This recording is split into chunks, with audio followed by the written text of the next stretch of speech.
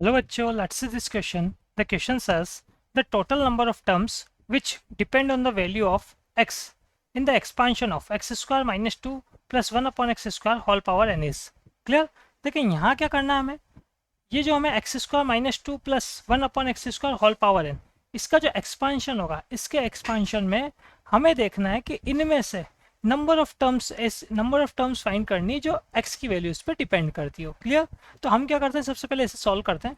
X square minus 2 plus 1 upon x square whole power n, ठीक है। इसे मैं अगर यहाँ सॉल्व करूँगा तो सबसे पहले एलसीएम लेते हैं, तो डिनोमिनेटर में हो जाएगा एक्स स्क्वायर, न्यूमरेटर में हो जाएगा 2x स्क्वायर या एक्स पावर 4 हो गया ये, x square into x square हमारे पास हो जाएगा एक्स पावर 4।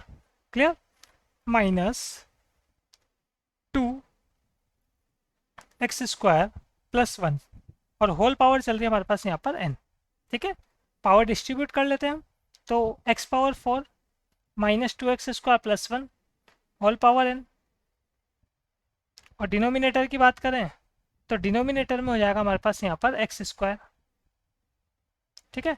न्यूमरेटर में अगर हम बात करें x power 4 minus 2x square plus 1, तो ये a माइनस बी के होल स्क्वायर से सोल्व हो जाएगा हमारे पास, ठीक है। तो इसका मतलब ये बन रहा है हमारे पास यहाँ पर x square minus 1 whole square whole power n चल ही रहा है हमारे पास, ठीक है।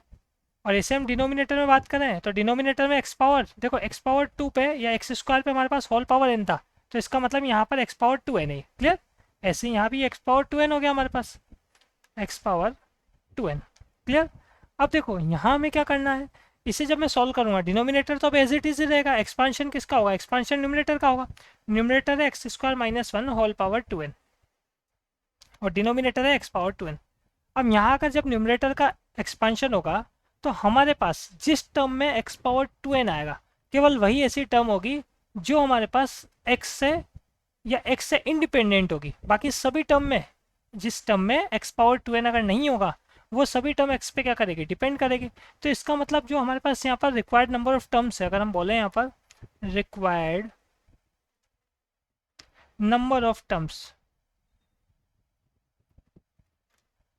तो सिंपल सी बात है, अगर हम बात करें a plus b whole power n, तो a plus b whole power n में n प्लस 1 टर्म्स होती है। तो x square minus 1 whole power 2n में हमारे पास टर्म्स होगी 2n प्लस 1। ये तो हो गई टोटल टर्म्स। अब इसमें से हमें कौन सी टर्म हटानी है, हमें वो टर्म हटानी है जो x से इंडिपेंडेंट होगी, ठीक है। तो x से इंडिपेंडेंट वाली टर्म कौन सी होगी, जब मैं इसका एक्सपांशन करूंगा तो एक टर्म ऐसी भी होगी जिसमें x पावर 2n आएगा, ठीक है। तो वो जब न्यूमरेटर में x पावर 2n आएगा और डिनोमिनेटर में x पावर 2n है, वो कैंसिल हो जाएगा हमारे पास, सिंपल सी बात है। तो वही ऐसी टर्म होगी जो x से इंडिपेंडेंट होगी, तो उस टर्म को हम हटा देते हैं। बाकी टर्म में x पावर 2n नहीं आएगा, और x पावर 2n अगर नहीं आएगा हमारे पास, तो इसका मतलब सभी टर्म में x रहेगा। क्लियर। तो यहाँ से हमारे पास वैल्यू हो जाती है 2n। So final answer is option number B. Hope you understood it well. Best of luck.